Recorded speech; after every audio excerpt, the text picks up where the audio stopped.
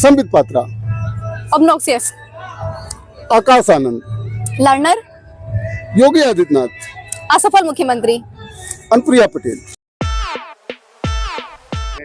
नमस्कार, MT talk show में आपका स्वागत है। मैं हूं मनोज तिवारी। आज हम लोग प्रयागराज के अल्फ्रेड पार्क में हैं और हमारी मुलाकात जो है समाजवादी पार्टी की राष्ट्रीय प्रवक्ता पूजा मिश्रा से हो गई है। पूजा मिश्रा राष्ट्रीय प्रवक्ता है समाजवादी पार्टी की और बहुत ही तेज तर्रार नेता हैं। सबसे बड़ी बात यह है कि जब भी मुझे ज़रूरत होती है तो पूजा मिश्रा समय दे देती हैं। बिना समय गंवाए हम पूजा मिश्रा जी से बातचीत करते हैं और जानते हैं कि 2027 की क्या राजनीति होगी और किस जगह पर जा रही है 2027 की राजनीति। यहीं से चालू करेंगे। खुद पूजा मिश्रा हरिया विधानसभा से जो है 2027 की तैयारी भी कर रही हैं। तो आइए हम लोग पूजा मिश्रा से आपका इंट्रोड्यूस कराते हैं। पूजा जी, आपका एक बार फिर हमारे टॉक शो में बहुत बहुत स्वागत है और अच्छा हुआ कि पार्क में मिल गई हैं और अच्छा माहौल भी है। आज बादल भी है, मतलब गर्मी ज़्यादा नहीं है। बिल्कुल, नमस्कार आपको। लेकिन जो है राजनीति में तो बड़ी गर्मी है। 2027 की राजनीति कैसी देख रही हैं आप?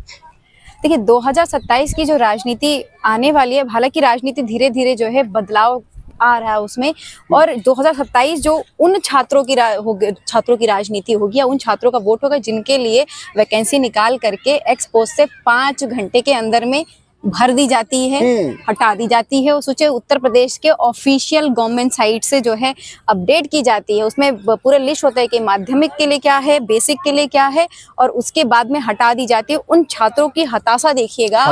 जो पहली बात तो 2 लाख वैकेंसी है, लगभग 2 लाख वैकेंसी है और उसके बाद फिर वो हटा दी जाएगी। ये आप अगर ध्यान देंगे ना तो 69,000 की जो वैकेंसी आई हुई थी, 69,000 वैकेंसी में मामला चल ही रहा था और वो मामला भी खत्म नहीं हुआ, जिसको हमारे माननीय मुख्यमंत्री जी कहते हैं 24 घंटे में शॉर्ट आउट करेंगे। कैबिनेट मीटिंग बुलाई जाए, 24 घंटे में खत्म कर रहे हैं। और अब जा करके उसमें वो धांधली तो खत्म नहीं हुई।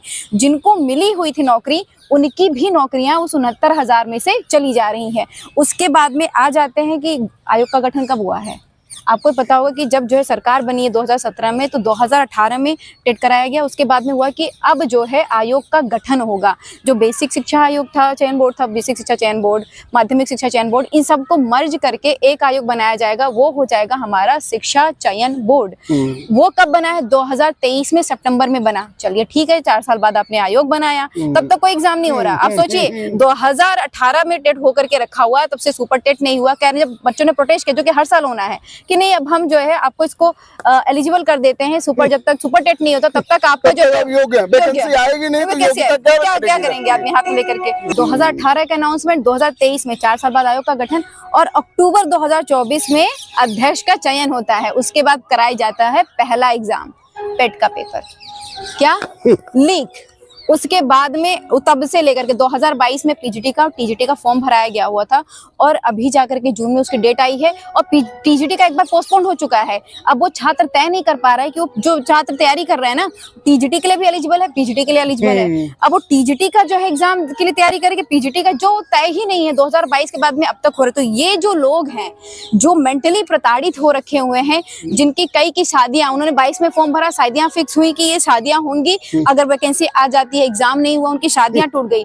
कईयों ने जो है लड़कियों को घर बुला लिया गया, उनकी शादियां करा दी गई।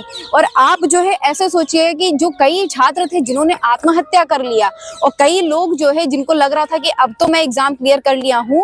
मैं बता दूं, आप चले जाइए कॉलेज में, जो पीएचडी करने वाले छात्र हैं, आपको मैक्सिमम ये मिल जाएंगी जो इन एग्जामों से निराश होकर के आज जाकर के 32-35 साल की उम्र में पीएचडी करने के लिए करे क्या दिन भर। अब वो हो गया उनका। बिल्कुल, जब एग्जाम ही नहीं होगा, लोगों को नौकरियां नहीं मिलेंगी। अच्छा, 2027 को लेकर आपको क्या लगता है? पीडीए का नारा देती है समाजवादी पार्टी, और पीडीए में पिछड़ा दलित अल्पसंख्यक की बात करते हैं। आखिर उसमें कैसे सफलता मिलेगी? आपको नहीं लगता कि जो है 2000 मतलब कि पहले जो सरकार थी समाजवादी पार्टी की, उस पर बड़ी अराजकता का आरोप लगता था? ऐसे में क्या जो है जातिवादी समीकरण काम कर जाएगा? नहीं, जातिवादी समीकरण नहीं है। हम लोग यही वहम कर जाते हैं। देखिए, जब किसी के अधिकार की बात होती है ना, तो किसी के अधिकारों का हनन नहीं होता है। ये तो बिल्कुल तय बात कर लेनी पड़ेगी कि अगर अधिकार की बात हो रही है तो उनके अधिकार मिलने चाहिए। अगर हम जो है पीडीए की बात कर रहे हैं, तो आप उठा करके देखिएगा 69,000 में किसका अधिकार का हनन हुआ? पीडीए के अधिकार का हनन हुआ। और अगर आप उठा करके चले जाएंगे, आपको IIM, IITs इसमें ऐसी सीटें मिल जाएंगी जो है छात्र जाते हैं। हम लोग तो भी खुद PhD में हैं, खुद जानते हैं असिस्टेंट प्रोफेसर की वैकेंसीज कहाँ कितनी आ रही है, और हमें ये पता होता है कि अप्लाई कौन कर रहे हैं, वो कितना एलिजिबल है, और उनका रिजल्ट आता है नन फाउंड सुटेबल। इस तरीके से ये सरकार उनके अधिकारों का हनन कर रही है। कितने ऐसे रिजल्ट आ जाते हैं नॉन फॉर सुटेबल का? आपको नहीं, बल्क में। वही तो प्रॉब्लम है कि आप जो है एक दो पाए तो समझ में आता है, हम पाते हैं कि नॉन फाउंड सुटेबल इसमें जो लोग आरोप लगाते हैं कि अगर ओबीसी का बंदा आ गया या किसी दूसरे उसका आ गया तभी जो है नॉन फॉर एलिजिबल बोला जाता है। हाँ, ये जब एससी की सीटें हैं, IIM में आप चले जाइएगा, पिछले सारी IIM में जो है निकली हुई थी एससी की सीटें, और एससी की सीटों पे असिस्टेंट प्रोफेसर की जो इंटरव्यू बुलाए गए थे 30 या 45 कैंडिडेट्स गए हुए थे, और out of that 45 candidates they stated that none found suitable, and out of 2 at least 2 I personally knew them that they were suitable and they were said none found suitable. And मेरे पास में मेरे पास जब उनका नन फाउंड सुटेबल हुआ तो मेरे पास उन्होंने रिजल्ट भेजा कि ये देखिए नन फाउंड सुटेबल में हम आए हुए हैं। Condition they have said that you are not suitable for this कोई post. कंडीशन नहीं होता है, जस्ट वो इंटरव्यू आपका लिया गया and they will say that none found suitable, that's it, Without any condition. Without any condition, Only on their will. On their will, कि आपने इंटरव्यू दिया, उसके बाद में उनको लगता है कि आप सुटेबल नहीं है, आपके रिजल्ट में आ गया नन फाउंड सुटेबल। किस क्राइटेरिया पे नन फाउंड सुटेबल? ये criteria They must go to court. जा रहे हैं सब। और एक बात ये भी जान लीजिए, PhD करते करते आदमी की उम्र इतनी पार हो जाती है ना असिस्टेंट प्रोफेसर के आप एलिजिबल होने के लिए, कि वो उसके अंदर इतनी हताशा आ जाती है कि उसके पास हिम्मत नहीं बचती है कि अपने जिंदगी के 35 साल गवा करके तो PhD करके फिर वो 10 साल जो है कोर्ट में जाए। तो आप नोटिस करिएगा जो यहाँ पे हो रहा है ना करप्शन, ये इतना लंबा चौड़ा एक करप्शन का मैं कहूंगी सिंडिकेट टाइप का चल रहा है कि नन फाउंड सुटेबल वाला, जहाँ पे हनन किया जा रहा है इनके आरक्षण का। और उसके बाद में क्या होता है कि ये जाते नहीं है, ये जाए कैसे? इनको लगता है कि हमारा 35 साल चला गया एजुकेशन में, अब हम 10 साल और चला जाएगा हमारा कोर्ट कचहरी में, तो 45 साल का, तो फिर जिंदगी क्या जिएंगे? वो इसकी वजह से इसके केसेस में फाइट करने वाले लोग आपको बहुत कम मिलेंगे, गिने चुने मिलेंगे, वो फाइट बहुत करते हुए नहीं दिखते हैं। तो उनके अधिकारों की बात जो है समाज पार्टी कर रही है। अच्छा पूजा जी, 2027 में समाजवादी जो है किस पार्टी से किस मुद्दों पर जो है उत्तर प्रदेश में चुनाव लड़ेगी? अगर आप उठा करके देखेंगे तो पहली बात तो शिक्षा का मुद्दा मूलभूत है। आप उठा करके देखें तो अभी उत्तर प्रदेश में सबसे ज्यादा हालात खराब हो रखे हैं शिक्षा के हालात कैसे खराब हो रखे हुए हैं कि जब इनकी सरकार बनती है तो संदीप जी कहते हैं कि बेसिक शिक्षा में 5 लाख वैकेंट सीटें हैं 5 साल में, 2017 की बात करूं मैं, 5 साल में 5 लाख सीटें और खाली होंगी। और उसके बाद में क्या होता है, वो सीटें गायब हो जाती हैं। और अभी इस साल जो है इन्होंने 1.29 लाख जो सीटें रद्द कर दी कि ये नहीं है। तो जब आप शिक्षा का अनुपात नहीं रहेगा तो वो कहाँ से आप चले जाएंगे? आप जो नौकरियां नहीं देंगे तो फिर वो जो छात्र आपको बता रहे हैं ना 5 किलो लाइन में लगा दे रहे हैं, शिक्षा मुद्दा रहेगा या बेरोजगारी, शिक्षा और जो है हेल्थ सेक्टर, किसान, ये सारे मुद्दे रहेंगे, क्योंकि इन सारे मुद्दों पे जो है ये सरकार बिल्कुल धराशायी हो रखी हुई है। और भाजपा तो हिंदू मुस्लिम मुद्दा बनाएगी, 80% और 20% की लड़ाई करेगी, फिर सपा कहाँ टिक पाएगी? हिंदू मुस्लिम मुद्दा जो है, देखिए जब लोग जो है हिंदू मुस्लिम कब करते हैं, जब पेट भरा रहे। अभी जो उत्तर प्रदेश की जनता है ना, उनका पेट खाली है, उनके पास समय नहीं है कि वो हिंदू और मुसलमान कर सके। वो परेशान है लाइनों में लग करके, किसान लगा हुआ है जो है। आप चले जाइए इफ्को में, फूलपुर का इफ्को आधा खराब करके खराबी हो चुका हुआ है, उसको प्राइवेटाइजेशन में लेके चले जा रहे हैं। उसके बाद में जो आधा बचा हो, किसान दिन भर लाइन लगाता है, शाम को वापस चला जाता है, यूरिया नहीं मिलती। और नैनो उर्वरक के जो है जबरदस्ती उन पे इम्पोज किया जाता है। नैनो उर्वरक पे काम करने की जरूरत है, साइंटिस्ट को आप और फंड एलोकेट करिए, वो जो नैनो जो खाद आ रही है वो नैनो खाद पे और एडवांस बनाया जाए, फिर आप जो है उन पे इम्पोज करिए, बहुत बढ़िया रहेगा। किसान परेशान है उससे, आप टेक्नोलॉजी पे काम नहीं कर रहे हो और इम्पोज कर रहे हो। उसके बाद में आ जाते हैं नौकरियां, तो आप देख ही रहे हैं नौकरियों के क्या हालात है। 2018 के बाद में आप एक वैकेंसी बता दीजिए जो पूरी तरीके से हो गई हो, जो छात्र सड़क पे ना आए हुए हो। अभी ले दे करके इन्होंने पुलिस भर्ती जो है करा पाए हैं जैसे तैसे की। जब चुनाव आ गया, अभी दूसरे पंचवर्षीय का जो चुनाव खत्म आ रहा है कि चुनाव आ जा रहा है, तब जाके करा है। उसके बाद में हेल्थ सेक्टर में चले जाइए तो आप उठा करके करके देखेंगे जितना जो है हेल्थ सेक्टर खराब हो रखा है, अभी भी तो हाई कोर्ट ने जो है एसआरएम को आपको पता है तलब किया है, हाँ वो तो मर्चरी का घर बता दिया। हाँ, और ये ऐसा नहीं कि सिर्फ उत्तर प्रदेश का, आप गोरखपुर चले जाइए, वहाँ पे हालात और खराब, बलिया चले जाइए और खराब, जो स्वास्थ्य व्यवस्था है उसको एकदम चरमरा करके गिर गई है। समाजवादी पार्टी इन सबको क्यों नहीं मुद्दा बना पा रही है? नहीं, समाजवादी पार्टी इन सबको मुद्दा बनाई हुई है। अगर आप उठा करके देखेंगे तो अभी आप लोग डीएनए चल रहा था ना, बहस चल रहा था, ठीक है, समाजवादी पार्टी ने राष्ट्रीय अध्यक्ष श्री अखिलेश यादव जी ने कन्नौज में एक रुचि गुप्ता नाम की बच्ची है 15 साल की, उसको फीवर था, उसको जो वैक्सीन लगनी थी, जो सुई लगनी थी, वो लगनी थी मसल्स में, उस मसल्स वाली, आप सोचिए उस मसल्स वाली सुई को इंट्रावेनिकुलर में लगा दिया गया और उस बच्ची की डेथ हो गई। जब उसके परिवार वाले प्रोटेस्ट कर रहे थे तो वहां पे लाठीचार्ज किया जाता है। इस बात को जब कोर्ट किया जाता है, माननीय जो है हमारे जो यहाँ पे जो स्वास्थ्य मिनिस्टर है, जो कि डिप्टी सीएम भी है संयोग से, वो हाँ, उनके कान पे जू नहीं रेंगता। आप उठा करके देखिए कि ऑडिट होता है, मॉक ड्रिल होता है झांसी में, आप जून की ऑडिट रहती है और जो है आपका मॉक ड्रिल हुआ रहता है उसके बाद में, और नवंबर में, उसी साल नवंबर में झांसी में हॉस्पिटल में बिल्कुल आग लग जाती है, बच्चों की डेथ हो जाती है और उनके आने पे जो है पाउडर गिराए जा रहे होते, सजावट की जा रही होती कि डिप्टी सीएम आ रहे हैं। तो ये धराशाही हो रखा हुआ है स्वास्थ्य व्यवस्था पूरी तरीके से। आपने ब्रजेश पाठक का नाम लिया, ब्रजेश पाठक पर मेरे पास सवाल भी था। आजकल समाजवादी पार्टी और ब्रजेश पाठक में पर्सनली छिड़ गया है। ब्रजेश पाठक ने कहा था कि ये समाजवादी पार्टी लोहिया की पार्टी नहीं है, जनेश्वर मिश्रा की पार्टी नहीं है, मूल विचारधारा वाली पार्टी नहीं, इसके डीएनए में ही डिफेक्ट है। उन्होंने बात किया था समाजवादी पार्टी की कि ये परिवारवादी पार्टी है, एक ही परिवार से ढेर सारे सांसद होते हैं, ढेर सारे पदाधिकारी होते हैं। फिर ब्रजेश पाठक पर पर्सनल टिप्पणी करना कहाँ तक उचित था? ब्रजेश पाठक जी का पहला बयान आता है डीएनए को लेकर। पहली बात तो राजनीति में डीएनए की आवश्यकता क्या थी, डीऑक्सीराइबोज न्यूक्लिक एसिड की आवश्यकता क्या है? हम वहाँ पे जो है यूरिक एसिड तो पढ़ने नहीं जा रहे हैं, वो लाक्षणिक अर्थों को लीजिए। हाँ, तो मैं आ जाती हूँ, मैं आ जाती हूँ, ठीक है। पहला बयान उनका आया कि जो है समाजवादी पार्टी का डीएनए ठीक नहीं है, ठीक है।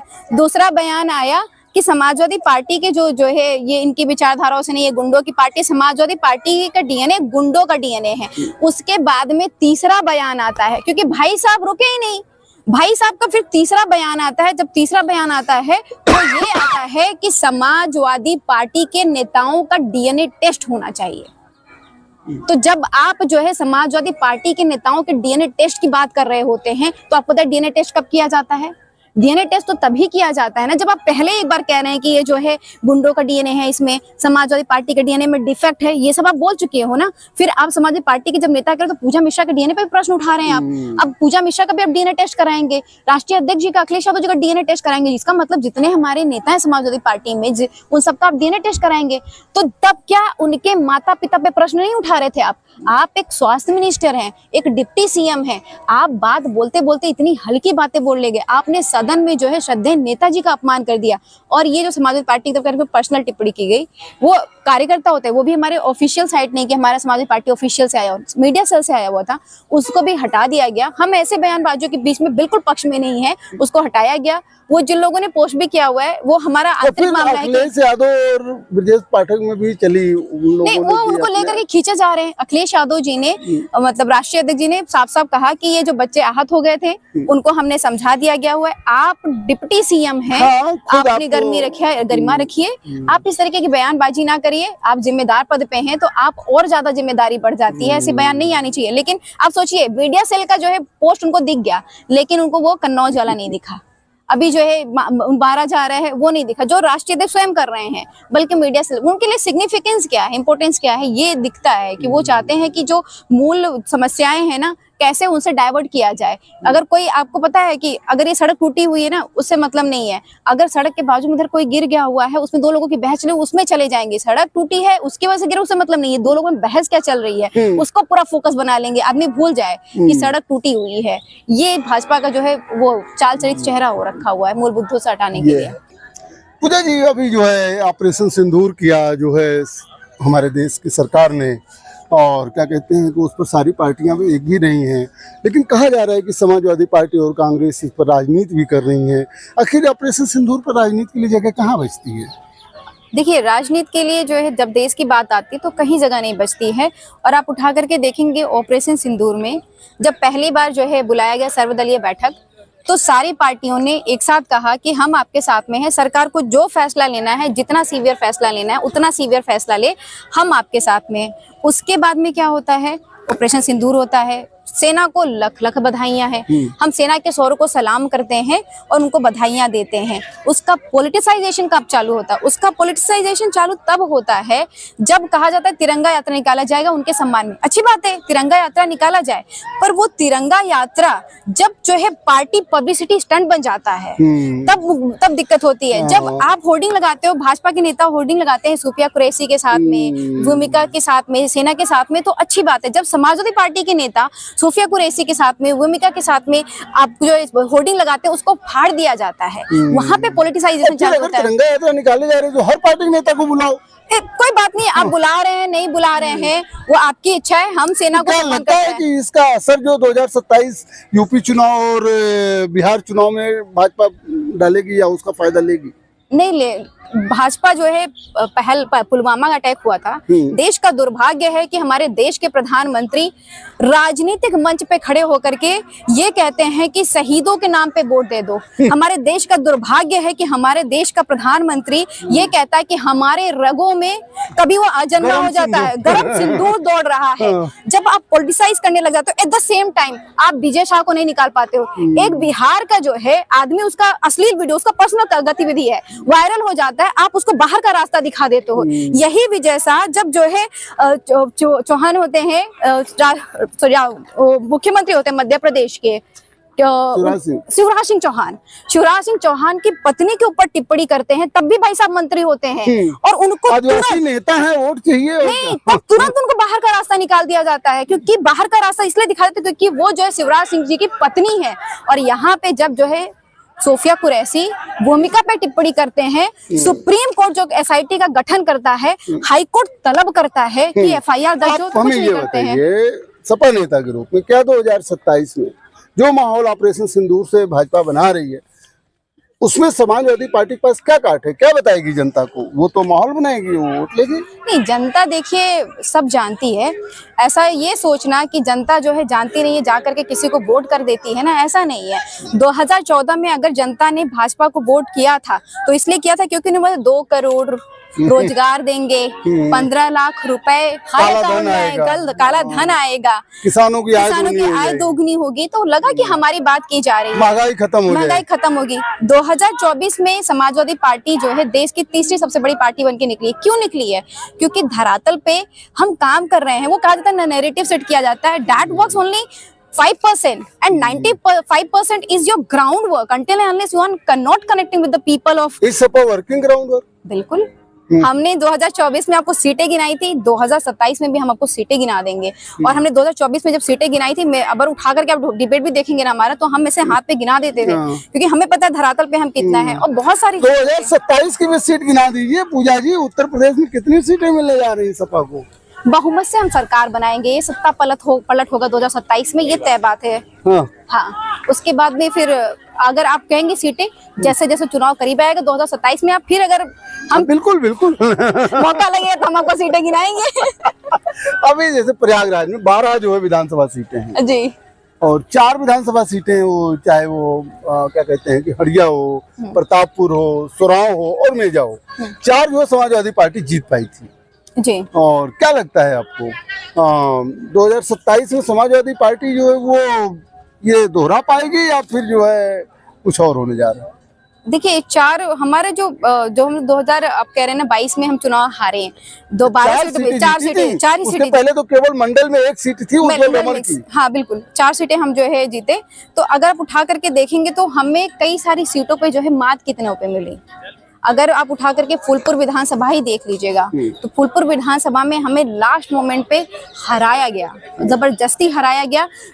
आप लास्ट राउंड में अगर 2000 वोट से जो है प्रत्याशी हार जा रहा हो, सूबे का उप मुख्यमंत्री जो है अगर अंदर रह रहा हो काउंटिंग में, उसको लास्ट राउंड में आने की क्या जरूरत है जब लास्ट राउंड में जो है आपका ईवीएम खुल। वो तो प्रत्याशी चयन पर भी सवाल उठे थे ना कि फाफा मुंह में प्रत्याशी दूसरा दिया गया होता तो शायद जीत जाते, इस तरीके से कोराव में दूसरा दिया गया होता तो जीत जाते। नहीं, ये देखिए, सब तो लगा रहता है। नहीं, थोड़ी बहुत देखिए, जैसे भी प्रत्याशी को लेकर के थोड़ी बहुत जो है आप कहीं पे भी देंगे ना, 403 जो है विधानसभा का क्षेत्र है, उत्तर प्रदेश सबसे बड़ा विधानसभा का क्षेत्र है, तो वहां पे कहीं ना कहीं तो ये निकल करके आएंगे, कुछ ना कुछ जो है पॉकेट ऑफ पीपल होंगे जो कहेंगे नहीं प्रत्याशी का चयन सही नहीं हुआ। लेकिन जब शीर्ष नेतृत्व चयन करता है, वही शीर्ष नेतृत्व तो 2024 में प्रत्याशी को चयन किया हुआ है, तो चयन करेंगे तो सही से होता है। और कुछ होते कई बार क्या होते हैं कि हम इस बात को मानना चाहिए कि हम अगर हार रहे हैं, इसका मतलब है हम जनता के मुद्दों को बात उस तरीके से कर रहे हैं जिस तरीके से वो चाहते हैं, हम उस तरीके से नहीं कर पा रहे हैं।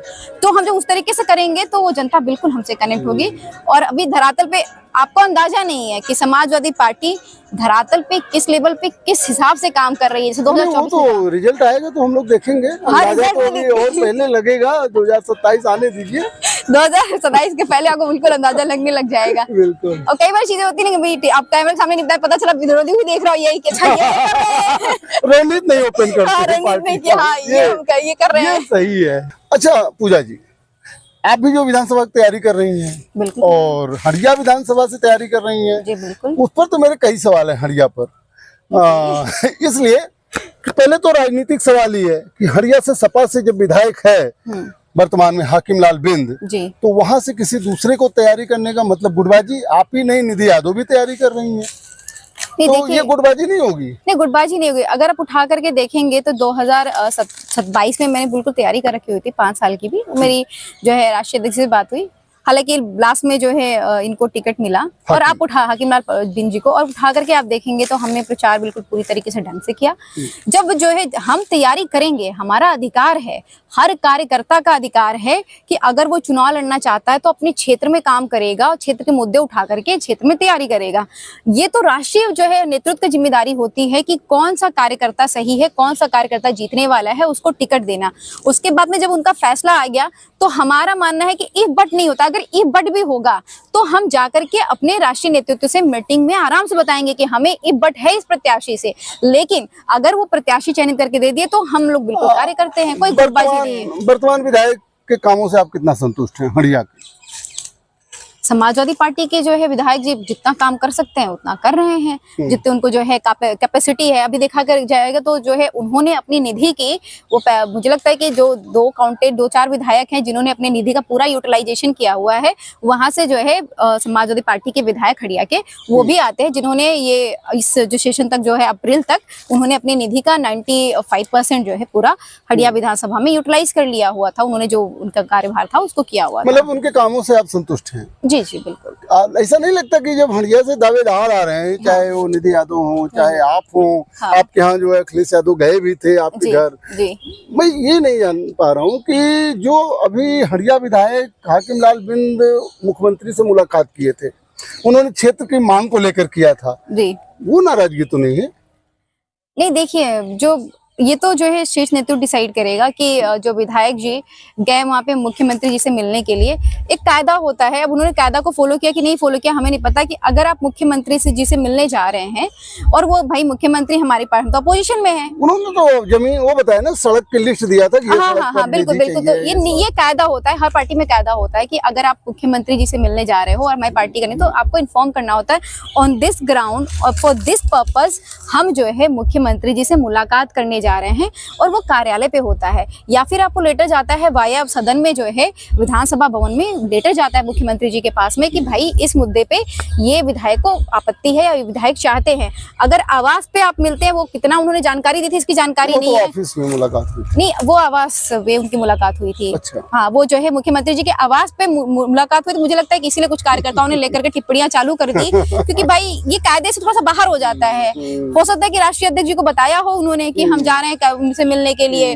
उनके जो है आवास पे मुलाकात करेंगे, तो अगर बताया होगा तो ये अच्छी बात है। कुल मिला के हाकिम लाल बिंद की कुर्सी इस बार खतरे में लग रही है। कुर्सी कैसे खतरे में हो गई? तो कुर्सी तो किसी का अधिकार नहीं होता है ना, कुर्सी पे तो जनता का अधिकार है।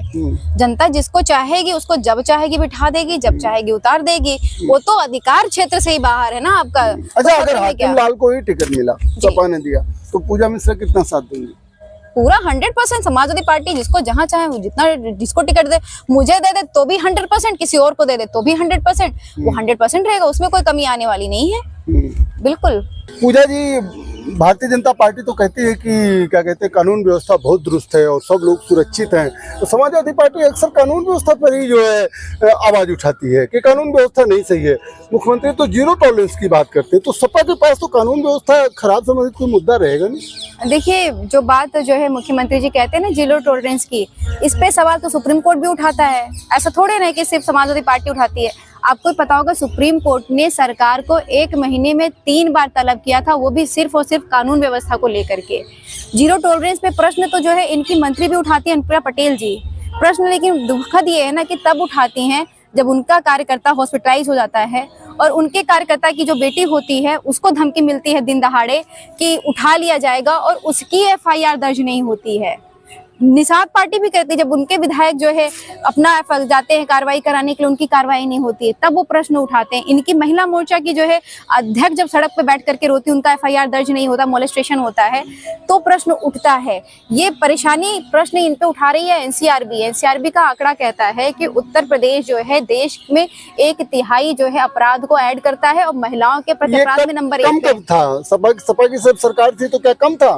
तब भी तो जो है टॉप पर चल रहा था। नहीं, फर्क होता है। समाजवादी पार्टी सरकार में आप उठा करके देखेंगे तो जैसे एक होता है संगठित अपराध, ठीक है, संगठित अपराध तो खत्म हो गया। अब देखिए अतीक अहमद का गिरोह खत्म हो गया, मुख्तार अंसारी का गिरोह खत्म हो गया, तो कई ऐसे गिरोह हैं जो खत्म हो चुके हैं। मैं वही बात पे आ रही हूँ ना, आप कह रहे हैं एक संगठित अपराध होता है, उसमें जो है आप पहले चले जाएंगे और पीछे चले जाएंगे ना, तो डाकू का कल्चर हुआ करता था, चंबल के जो है उसमें डाकू पाया जाता था। तो उस जमाने में तो जब डाकू हम लोगों ने खत्म कर दिए, ये चीजें हम खत्म करते चले आए, तब जाकर के आप FIRs हो रखे हुए थे ना। और अगर खत्म हो रखे हैं, बताइए, अगर हम कहते हैं माफिया खत्म हो रखा है, तो पुलिस कस्टडी में आ करके ये कौन से माफिया के गुर्गे थे जो गोली मार करके चले जाते हैं? ये कौन से माफिया के गुर्गे हैं जो जेल के अंदर पॉइजन दे लेते हैं? ये तो ऐसा तो है नहीं कि कोई छोटा बच्चा 15 साल का आया और आकर के किसी को मार के पुलिस कस्टडी में, अगर नॉर्मल चलता हुआ मार के चला समझ में आता है, पुलिस कस्टडी में अगर मार के जाने का काम कर रहा है तो इसका मतलब कोई माफिया तो है। और वो माफिया ऐसा है जिसको सरकार या तो संरक्षण दे रही है या उसको उजागर नहीं करना चाहती है, क्योंकि सरकार तो गोलीबारी नहीं है, पुलिस प्रशासन गोली मारा नहीं है, और माफियागिरी जो है खत्म नहीं हुई है। माफियागिरी ऐसा, अपने विनीत सिंह कौन है? विनीत सिंह कौन है? विनीत सिंह जो MLC हैं यहीं से, बनारस से, और मिर्जापुर से MLC हैं भाजपा के, उनके ऊपर वो भी माफिया है। आप धनंजय सिंह कह रहे हो, हाँ धनंजय सिंह उठा लीजिए, आप चाहे उठा लीजिए उनको, राजा भैया को उठा लीजिए, चाहे आप बृजभूषण शरण जी को उठा लीजिए, जी लग जा रहा है, आदत पड़ गई, बृजभूषण जी को उठा लीजिए, चाहे जो है आप अजय को उठा लीजिए, ये सब क्या साधु संत हैं? और अब 12 तारीख 2017 उठा लीजिए, 12 मार्च 2017 मुख्यमंत्री जी ने अपने ऊपर से कौन कौन से जो है हटाई थी FIRs, जो उनके ऊपर मुकदमे पड़े थे, कौन कौन से मुकदमे हटवाए थे, आप देख लेंगे, आप तो आपको पता चलेगा कि मुख्यमंत्री जी के ऊपर भी जो है जमीन कब्जाने का मुकदमा था। मैं राजनीतिक मुकदमे की बात नहीं करूँगा, राजनीति करे तो पूजा मिश्रा के ऊपर भी मुकदमा होगा, पर उन मुकदमे की बात कर रही हूँ मैं, केशव प्रसाद मौर्य जी। केशव प्रसाद मौर्य का आपने नाम लिया, अक्सर जो है आपके नेता कहते हैं अखिलेश यादव हम PDA के साथ लड़ेंगे, PDA मजबूत करेंगे। केशव प्रसाद मौर्य भी पिछड़े समाज से नेता हैं और सबसे ज्यादा टारगेट अखिलेश यादव केशव प्रसाद मौर्य को ही करते हैं। पिछड़ों के तो खुद विरोधी सिद्ध होते हैं। नहीं, समाजवादी पार्टी जो है उनको टारगेट नहीं करती है, उनको जनता ने टारगेट कर दिया, ना तो विधायक हो पाए, ना तो अपना एक जिले का एक सीट बचा पाए। अब बताइए, कोई डिप्टी CM हो और होने के बाद में वो अपनी कुर्सी ना बचा पाए, अपनी सीट ना बचा पाए और जिले की एक भी सीट ना जीत पाए, तो उनको तो जो है जनता ने टारगेट कर दिया। इसका मतलब है कि आपने काम नहीं किया है। आप डिप्टी CM रहते हुए अपने जिले तक में कार्य नहीं कर पाए, कि आपका जिला आपको पूरी तरीके से नकार दे रहा है। अगर आप PDA के लिए काम कर रहे होते तो मुझे लगता है कि जनता नहीं नकारती आपको। तो वो तो ऐसे टारगेट है। अखिलेश जी ने ऑफर भी किया था, आ जाओ मुख्यमंत्री बना देते। जब जो है यहाँ पे उनको टूल पे बैठाया जा रहा था तो हम PDA का सम्मान करते हैं ना। अच्छा, PDA का बहुत नाम लेती हैं पूजा मिश्रा जी। पूजा मिश्रा जी बताएं कि ब्राह्मण समाज कहाँ है आपके यहाँ? जो उसका वोट नहीं चाहिए क्या? नहीं, जो पीड़ित है वो पीड़ित है। क्षत्रिय समाज तो ऐसे ही नाराज हो गया। नहीं नहीं नहीं, देखिए अभी हमने जो है कराया था, हमारे यहाँ पे सम्मेलन हुआ था पार्टी कार्यालय पे, क्षत्रिय समाज का सम्मेलन हुआ था। तब हो रहा था कि भाई ये क्षत्रिय समाज का सम्मेलन क्यों कराया जा रहा है, तो हम सबकी बात करते हैं। हमने पहले बोला कि अगर हम आपके अधिकार की बात कर रहे हैं तो ये थोड़े कह रहे हैं कि पूजा मिश्रा जी का अधिकार का हनन हो जाना चाहिए, ये नहीं कह रहे हैं ना। हम आपके अधिकार की बात कर रहे हैं क्योंकि आपके अधिकारों का हनन हो रहा है। एट द सेम टाइम हम उनके साथ खड़े हैं जिनका भी अधिकार कंजर्व होना चाहिए, सबको अपने अपने अधिकार मिलने चाहिए। इस उसमें आ जाते हैं, अभी माता प्रसाद पांडे जी को बनाया गया नेता प्रतिपक्ष, तो अभी प्रश्न पूछा गया कि भाई आप क्यों नेता प्रतिपक्ष बन गए। अरे इस पर कई लोगों ने विरोध किया, सपा के ही अंदर से आवाजें आई कि बात करते हैं पीडीए की और नेता प्रतिपक्ष बना दे रहे हैं ब्राह्मण को। ये नहीं, अगर किसी के हक की लड़ाई हम लड़ रहे हैं इसका मतलब थोड़े ना किसी का हक मार लेंगे, हक थोड़े मारेंगे। जिसका जो अधिकार है उसको मिलेगा, और जो लोग डिप्राइव हैं हम उनकी हक की लड़ाई लड़ेंगे, ये पीडीए है। चलिए नेताजी, बीजेपी जिस तरीके से आक्रामक चुनाव लड़ती है, सपा जिस तरीके से पहले आक्रामक आंदोलन करती थी, अब तो दिखता नहीं है, तो इन दोनों के बीच में 2027 का फाइनल रिजल्ट बताइए। नहीं, आक्रामक आंदोलन समाजवादी पार्टी ही कर रही है। अभी मैंने बताया ना आपको, इंसिडेंट बताया कि वो बच्ची का जो है डेथ हो जाती है कन्नौज में। समाजवादी पार्टी की कार्यकारिणी वहां पे 3 दिन तक लगातार प्रोटेस्ट करती रही। जू नहीं रेंगता ना, आप इको गार्डन चले जाइए, आपको पता चलेगा कि जितने भी प्रोटेस्ट चल रहे हैं वहाँ पे समाजवादी पार्टी के लोग आपको दिखेंगे। जब जो है यहाँ पे अभ्यर्थियों का प्रोटेस्ट चलता है तो कहा जाता है कि समाजवादी पार्टी के गुंडे हैं और समाजवादी पार्टी के कार्यकर्ता है, क्योंकि झंडा दिखता है। तो यहाँ तक भी होने लगे भाई झंडा लेकर के नहीं जाएगा, लेकिन जा करके उनका समर्थन किया जाएगा। मैं आपको कार्यकर्ताओं के नाम भी बता सकती हूँ, जब यहाँ पे प्रोटेस्ट चल रहा था तो हमारे कितने कार्यकर्ता वहाँ पे जाकर के समर्थन कर रहे थे। और हम चाहते हैं कि जो उनका अधिकार है वो मिलना चाहिए। अगर हमारे जानने से उनको प्रताड़ित किया जा रहा है तो हम जाएंगे, लेकिन ऐसा जाएंगे ताकि उनको भी प्रताड़ित ना किया जाए, उनके अधिकारों को जो है उन तक मिले। इस तरीके से समाजवादी पार्टी कार्य करती है। और हम विधानसभा से लेकर के सड़क तक अगर कोई उठा रहा है तो अभी के समय में तो समाजवादी पार्टी। आपको लगता है कि 2027 में भाजपा को कड़ी टक्कर देंगे और रिप्लेस कर देगी सपा? देखिए, भाजपा ना खुद को अपनी कड़ी टक्कर दे रखी हुई है क्योंकि काम नहीं किया हुआ है। अगर आप उठा करके देखेंगे ना तो ये सिर्फ और सिर्फ बाहर दिखता है। आपने यूजीसी का फंड काट दिया। यूजीसी का आपको पता होगा ना कि 64,000 करोड़ आता था, अभी इन्होंने कितना कर दिया हुआ है, इन्होंने 23,000 करोड़ किया हुआ है। कटौती का आप लेवल देखिए। आपने हेल्थ सेक्टर में फंड काट दिया हुआ है। तो ये जो युवा अब निकल करके आएंगे ना, आप देखिएगा ना, वोट आप अगर परसेंटेज पे चले जाए तो बीएसपी का वोट परसेंटेज घटता गया ना। बीएसपी का वोट परसेंटेज कितना पहुंचा, अभी 9% पहुंचा। इसके पहले 22% रहता था, 15% गिरी हालत। तो बसपा का वोट कहाँ गया, सपा को कि भाजपा को? तो ये जो वोट आप कह रहे हैं 9% जो बचा है ना, ये वही है जो कहते हैं ट्रेडिशनल। जो नए आ रहे हैं ना वो वोट नहीं करेंगे आगे चल के। नए लोग भाजपा को वोट नहीं करेंगे, आप ये कहना चाह रहे हैं? हाँ बिल्कुल, ये जो नए वोटर्स हैं जिनके अधिकारों का आपने हनन किया, जो कर्मचारी हैं, अब बिजली विभाग आप प्राइवेटाइजेशन कर रहे हो, आपको पता होगा कि अगर 1000 रुपए का बिल हो जाएगा ना आपके यहाँ पे, तो ऐसे कॉल करते जैसे कि आपने कर्ज ले रखा हो उनसे।